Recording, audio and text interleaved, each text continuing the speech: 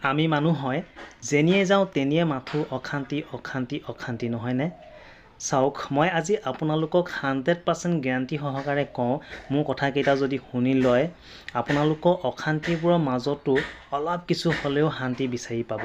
এতিয়া প্ৰথম কথাটো হ'ল আপুনি সকলোকে সমান চকুৰে চাবলৈ শিকক, সকলোকে মৰম দিবলৈ শিকক। আৰু দ্বিতীয় কথাটো হ'ল যিমান পাৰে খং ৰাগবিলাক এৰাই চলক।